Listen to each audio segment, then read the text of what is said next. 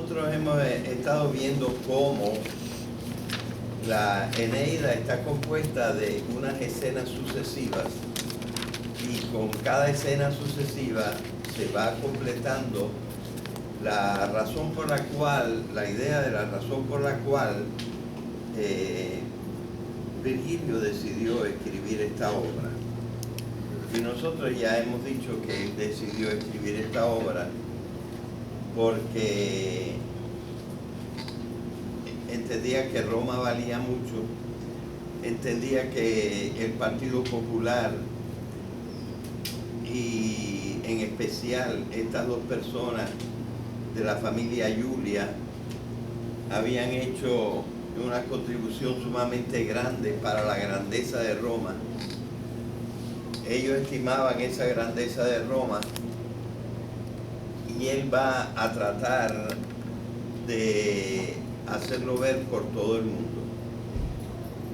Él quiere ayudar a su jefe, a su emperador,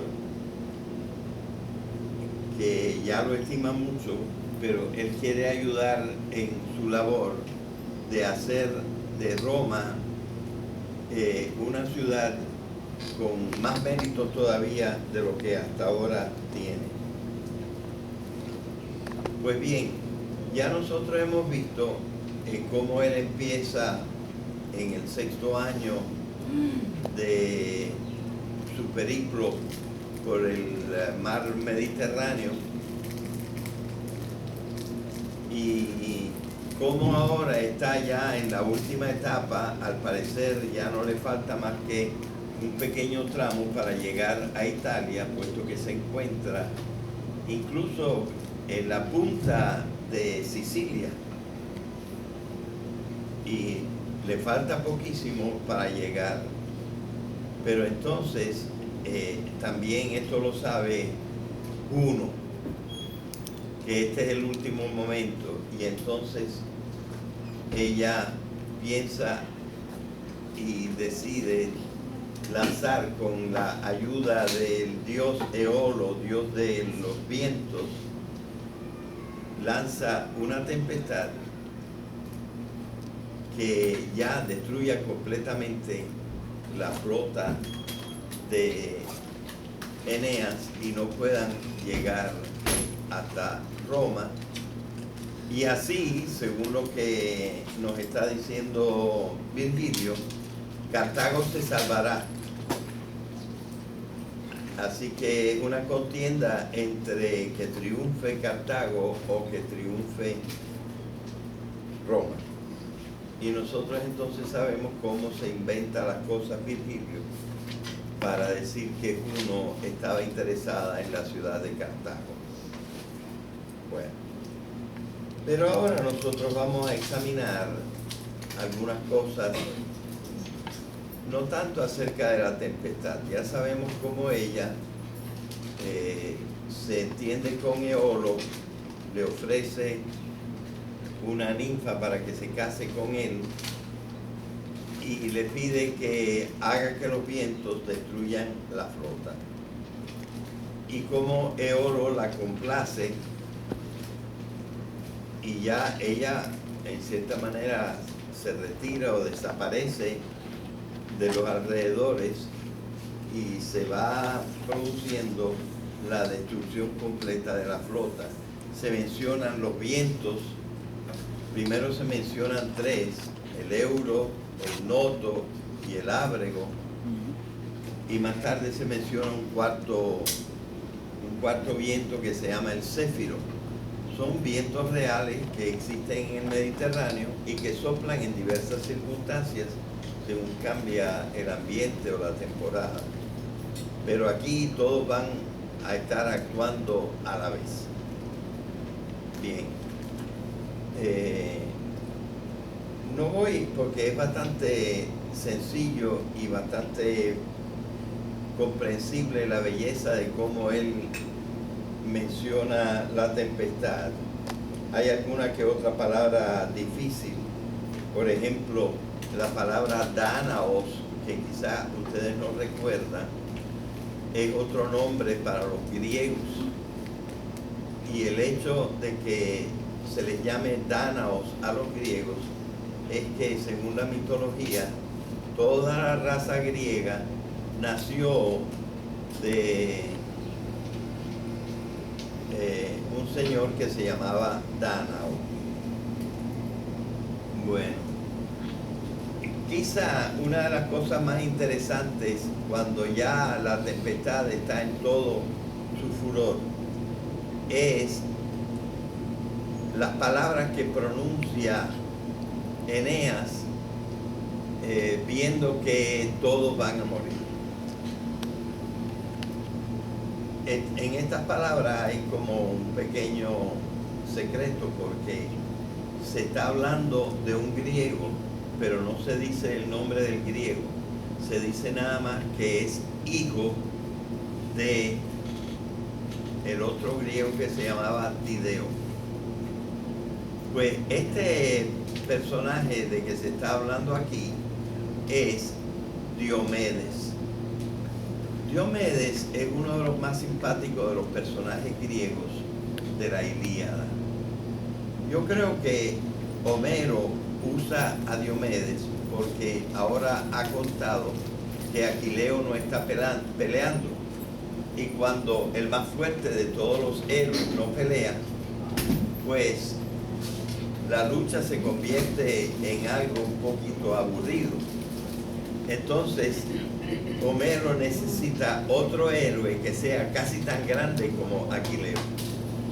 Y este héroe que él escoge para cantar en los cantos quinto, sexto, séptimo y octavo, sobre todo en estos, es el héroe Diomedes, hijo de Tideo. Pues bien, una de las cosas de que se habla en la Eneida, en la Ilíada, es que una vez pelearon Diomedes y Eneas. Eneas aparece de vez en cuando en la Ilíada, pero no mucho. Pero aquí aparece y es uno de los que pelea contra Diomedes. Diomedes es un héroe pero tan poderoso y famoso, que es el único de que se habla que hiere a los dioses. Así Diomedes hirió a Afrodita en el dedo meñique, y Afrodita se echó a llorar porque le dieron en el dedo meñique. Pero en otra ocasión no es a la niñita, a la diosa niñita Venus que hiere Diomedes, sino que hiere al mismo dios de la guerra, que antes llamábamos Marte y ahora en este canto latino llamamos, antes llamábamos Ares y ahora llamamos en latín Marte. Pues bien, lo hiere y casi lo mata. Pero Zeus ni siquiera, Zeus, porque es en la Ilíada, ni siquiera se quiere compadecer de él, porque tan malo que es Marte. De manera que ustedes ven que la figura de Diomedes es una gran figura. Y Virgilio va a utilizar la figura de Diomedes para explicar o decir las palabras de Eneas cuando éste se da cuenta que él y todos sus compañeros van a morir. Así que en vez de leer lo de la tempestad, leo nada más esta parte. Y dice así: «Oh 3 y 4 veces venturosos aquellos a quienes cupo en suerte morir a la vista de sus padres bajo las altas murallas de Troya». Parece que no, parece que nosotros tenemos suerte porque hemos vivido unos 6 años más, pero ¿vale la pena estos 6 años con tanto sufrimiento para morir después en una tempestad? ¿O hubiera sido mejor morir cerca de las murallas de Troya con nuestros hijos, nuestros padres, nuestras esposas, mirando con el valor que nosotros luchábamos, con la valentía con la cual nos enfrentábamos a nuestros enemigos, y luego iban a recoger nuestro cadáver, le iban a dar un proceso de honor, lo iban a enterrar con gloria y dedicarle un monumento. Eso sí era morir como un héroe, pero no nosotros, que ahora vamos a caer en las aguas. No se va a saber ni dónde estamos, nadie va a tener noticias ni de que nos morimos, y vamos a estar en el fondo del mar sin que nadie se acuerde de nosotros. Y entonces esto le recuerda a Eneas que por poco Diomedes lo mata, y por eso canta así: oh hijo de Tideo, el más fuerte del linaje de los dánaos, ¿no me valiera más haber sucumbido en los campos de Ilión y entregado esta alma al golpe de tu diestra, allí donde también Héctor yace traspasado por la lanza de Aquiles, donde yace también el corpulento Sarpedonte, donde arrastra el Simois bajo sus ondas tantos escudos arrebatados y tantos yelmos y tantos fuertes cuerpos de guerreros? Aquello sí era gloria, y yo muriendo aquí en el anonimato de una tempestad. Creo que ya habrán entendido las palabras, y fíjense, dice, bueno, yo soy el príncipe de Dardania, mi padre es el rey de Dardania, Anquises, pero en la guerra de Troya murió el príncipe de Troya, Héctor, murió el mismo Príamo, murió también el hijo de Zeus, Sarpedonte, rey de los licios.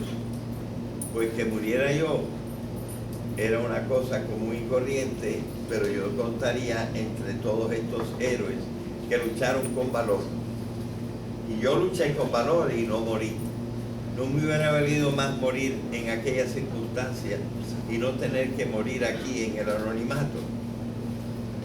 Eso es lo que dice Eneas, y muestra así el sentimiento de los griegos héroes. Okay. El Simois es,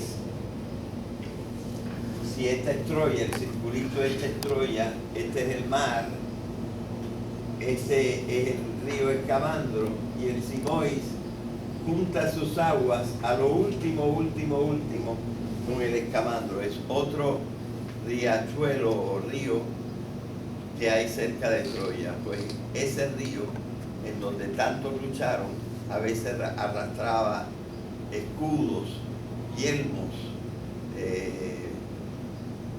armaduras, hasta espadas o lanzas, ¿verdad?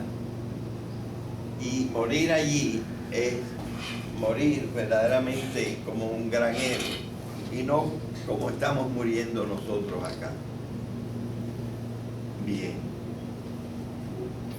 Bueno, entonces sigue la escena de la tempestad. Yo creo que es muy fácil entender, y por lo tanto me la voy a saltar para que ustedes la lean. Menciona a los licios, es decir, nos hace conocer Virgilio que él no cree que solamente los troyanos se hayan salvado, sino también se han salvado algunos de los componentes de otros pueblos que estaban luchando con ellos. Como menciona Homero, que hay 16 pueblos que luchan contra los aqueos: los troyanos, los dardanios y otros 14 pueblos luchan contra los aqueos, ¿verdad? Y entonces se está hablando de todo esto. Los licios tienen por lo menos uno de los barcos, pero como los demás se están todos hundiendo. Bueno, pero ahora Neptuno, que está debajo del mar, que es su casa, su morada, se da cuenta de que arriba hay un ruido y hay un movimiento, y dice, hay alguien que se ha metido en mis dominios, que son el mar y el océano. Se ha metido en mis dominios y se cree que puede hacer en mis dominios lo que quiera.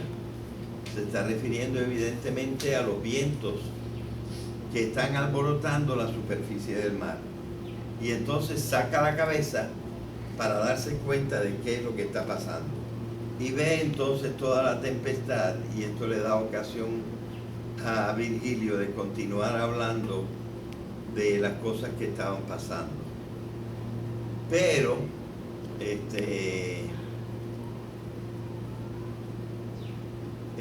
Neptuno les dice unas palabras, regaña a los vientos, los hace huir, calma la tempestad y todo vuelve a la calma. Entonces, dos de sus ayudantes, que son como unos tritones, como unos mitad seres humanos, mitad animales, Simotoe y Tritón, desencallan las naves, algunas están hundidas, el mismo Neptuno con el tridente las levanta y las pone a flotar de nuevo, aunque están bastante destartaladas, ¿verdad? Y ya se va arreglando la situación, así que uno se quedó con las ganas de que allí murieran los troyanos. En realidad, si alguno murió, fueron pocos los que murieron y los demás se recuperan. Ahora nosotros vamos a ver cómo se canta el final de este episodio cuando todo está ya tranquilo. Yo le doy mucha importancia a este pequeño parrafito.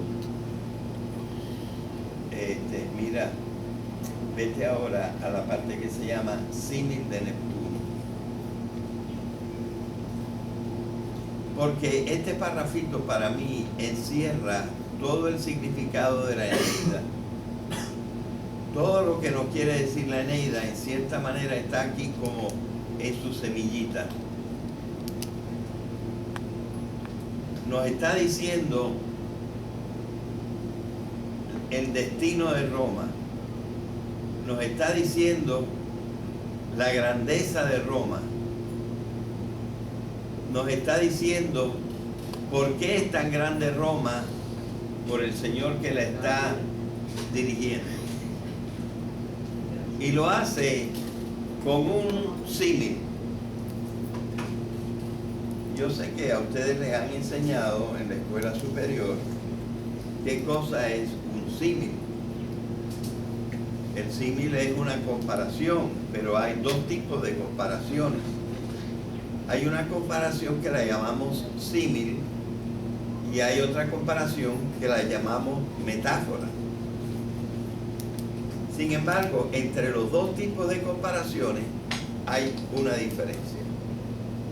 Claro, para toda comparación se necesitan dos cosas para comparar la una con la otra.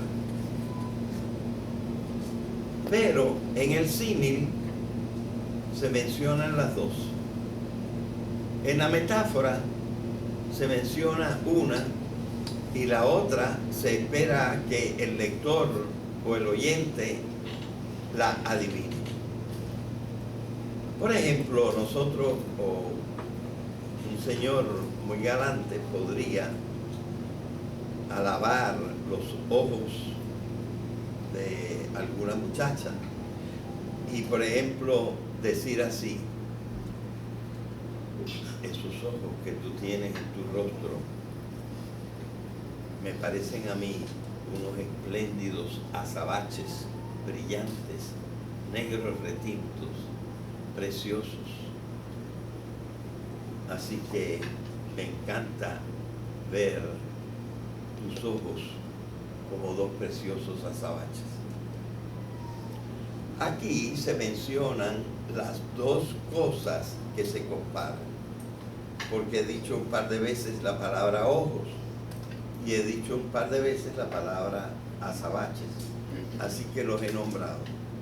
Se trata, por lo tanto, de un símil. En el símil se mencionan las dos partes de la comparación. Mientras que cuando lo que se hace es una metáfora, se menciona solamente una parte de la comparación y se deja al que lo está oyendo o leyendo que averigüe, que adivine cuál es la otra parte. Así que yo, por ejemplo, podría decir: esos azabaches que tú tienes en tu rostro me fascinan. Evidentemente se está hablando de los ojos, pero no lo dije. Mencioné nada más los azabaches. Entonces, es el oyente o el que lee el que tiene que adivinar cuál es la otra parte de la metáfora. Naturalmente, esto es un poquito más elaborado en cierta manera y le deja más que hacer al lector o al oyente. Pero en la antigüedad, que la gente no tenía tanta experiencia de lectura y de literatura, pues casi siempre se mencionaban los dos lados para que la gente se diera más fácilmente cuenta, ¿verdad? Homero lo prefiere y Virgilio, aunque ya han pasado casi 600 o 800 años desde que escribió Homero, él está queriendo imitar a Homero. Y entonces no dice una metáfora, sino que también usa el mismo recurso que había usado Homero. Solo que le dice: espérate, Homero, que te voy a presentar una clase de símil como tú nunca has hecho uno. Te voy a presentar un símil que realmente es el símil de los símiles. Es lo más alto que se puede ver. Entonces, ahora nosotros vamos a leer ese símil. En la pantalla lo tenemos, el símil, dividido en dos columnas. Y en las dos columnas lo tenemos dividido en una parte grande y una parte pequeña. Y el segundo al revés, una parte pequeña y una parte grande. Pero están en una forma inversa. Mientras que uno empieza por la parte grande y termina por la parte pequeña, el otro empieza por la parte pequeña y termina por la parte grande. Así que está haciendo una figura especial que nosotros vemos acá, Carla. Aquí está la primera parte, habla de un varón que logra acallar a un pueblo y lo compara con Neptuno, que acalla el mar. Aunque el original es cayó con Y, es de caer, pero en fin, es más o menos la misma cosa. De manera que la mención del sujeto está aquí al principio y aquí al final. Y el efecto que hace ese sujeto está aquí al final y aquí al principio. De manera que hay un cruce. Ese cruce puede ser representado por una X. Lo que se parece más a la X en el alfabeto griego es una letra que se pronunciaba como una J, pero se escribía como una X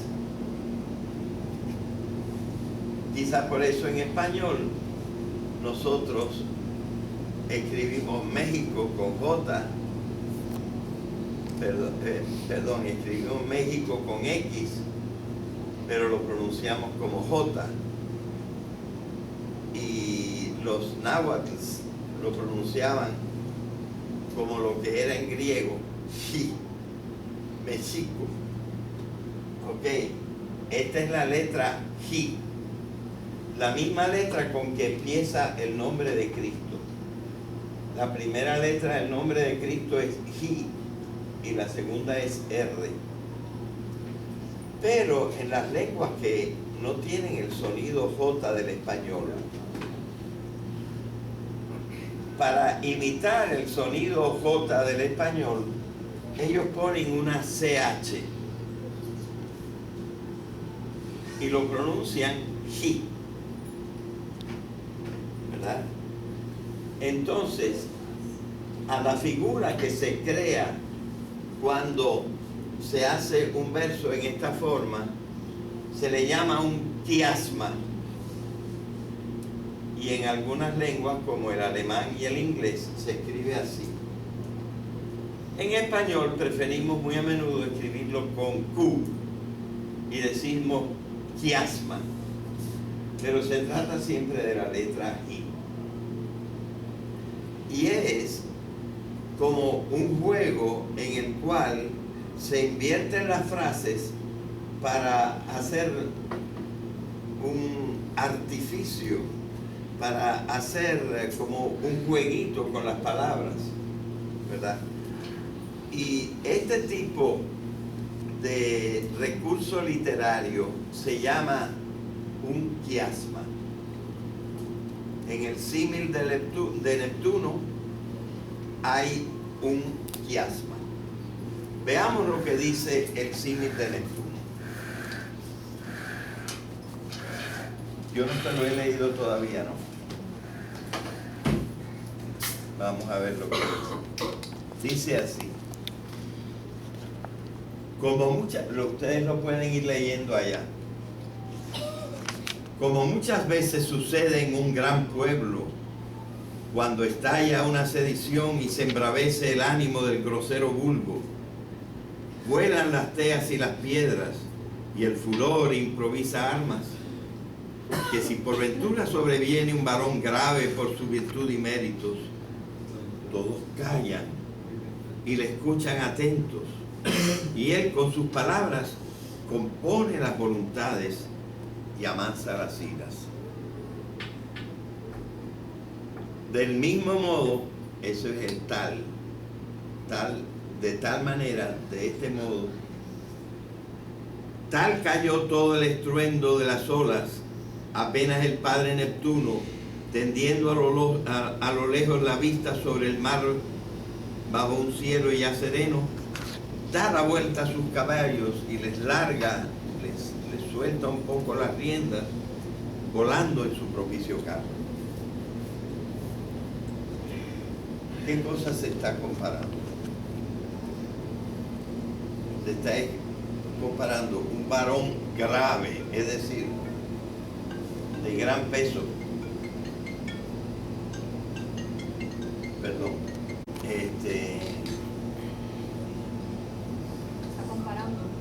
Está comparando a un varón grave. Grave aquí quiere decir de peso, pero de peso moral, ¿verdad? Alguien que vale la pena y que no se anda con boberías ni con muecas, ¿verdad? Y este varón ve a la gente en movimiento y tirando piedras y tirando palos y encendiendo fuego, y entonces simplemente este señor hace así, quizá desde una ventana, y la gente se calla y quiere oír lo que va a decir, porque le tienen el gran respeto. Así que la gente se calla y entonces él suavemente va componiendo las voluntades, calmando las iras. Esta es una parte de la comparación. La segunda parte de la comparación es el mismo Neptuno. Está comparando a un hombre, probablemente un político, lo está comparando con un dios, el dios Neptuno en el mar. Él saca la cabeza por arriba de las olas y hace así, y los vientos se van, él les habla y todo se calma, las mismas olas se tranquilizan y todo vuelve a la normalidad. Aquí se está hablando de un Dios que calma la naturaleza. Ok, y estos son los dos términos de la comparación. Yo creo que no voy a tener tiempo hoy quizás de terminar. Vamos a ver si puedo terminar un poco esta comparación porque tiene mucha injundia, tiene mucho significado esta comparación. Así que fíjense ustedes que él no hace simplemente un símil, diciendo como decía Homero, por ejemplo, el ejército en fila parecía como un incendio en el bosque porque el sol se reflejaba en sus escudos. Allí no hay quiasma, pero aquí sí hay quiasma y está puesto en una forma inversa, de manera de tener más arte en la producción de las palabras, ¿verdad? Pero entonces nosotros nos podríamos preguntar, ¿de qué varón estaría hablando Virgilio? ¿Un varón cualquiera? No sé si decir que es un varón cualquiera, porque dice, ¿verdad? Dice, como sucede en un gran pueblo. Cuando los lectores de Virgilio oían esto, ¿en qué pueblo pensarían? ¿Qué pueblo, qué nación más grande que Roma? Un gran pueblo. Allí está este varón. Estalla una sedición.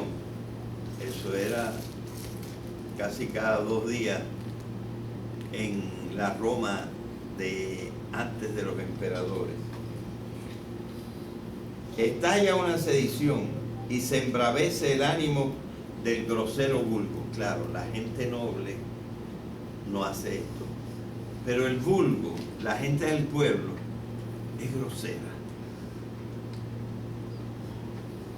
Ahora, tienen alguien que los calme, porque viene este varón, hace así simplemente un gesto, y la gente lo quiere escuchar, quiere oírlo, porque sabe que lo va a sacar del problema en que está.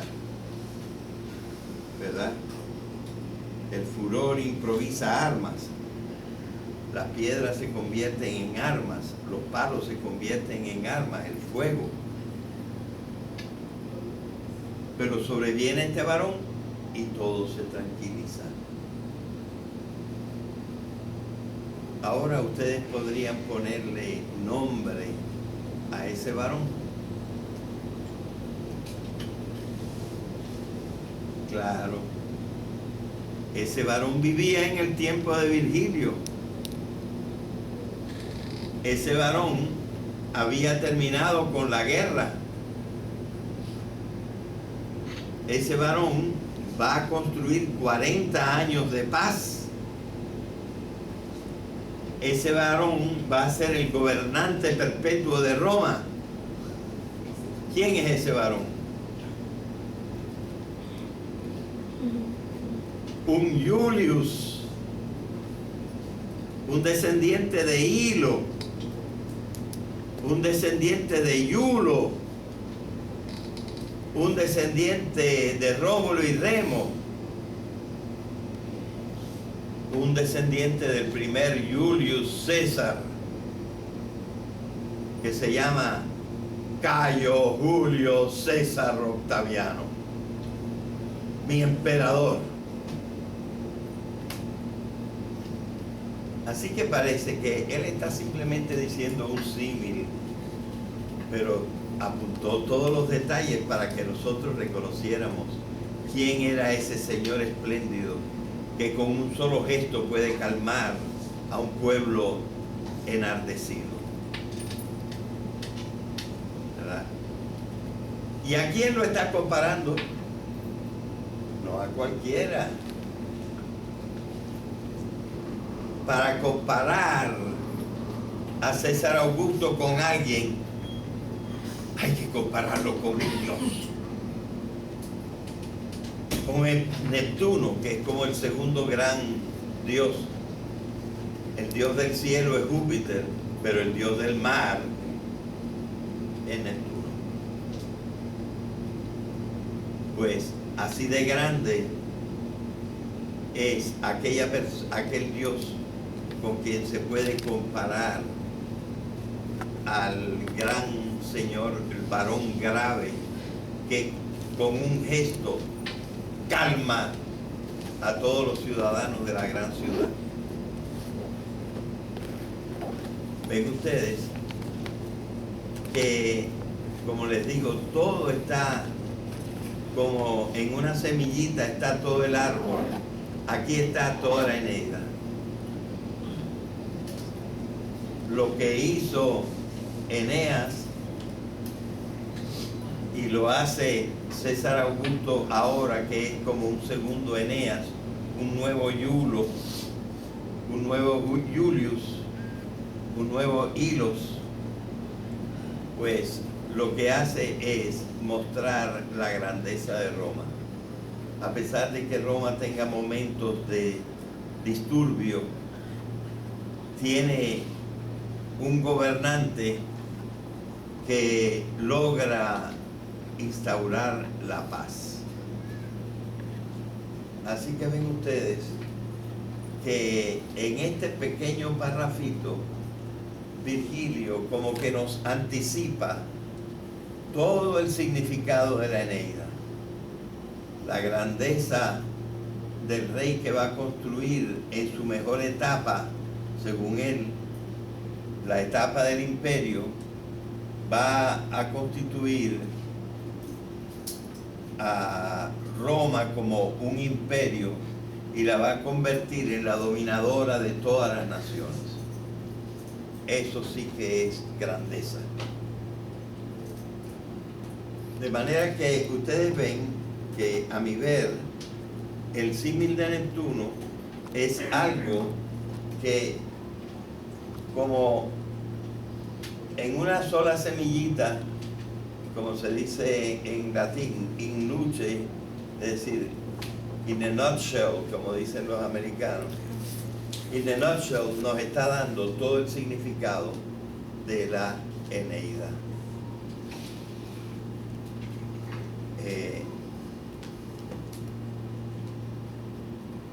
Ya prácticamente no hay tiempo para decir una última cosa sobre este quiasma. Lo diremos en la próxima, porque es una comparación todavía muy especial que debemos entender todavía más profundamente. Lo veremos en la próxima clase.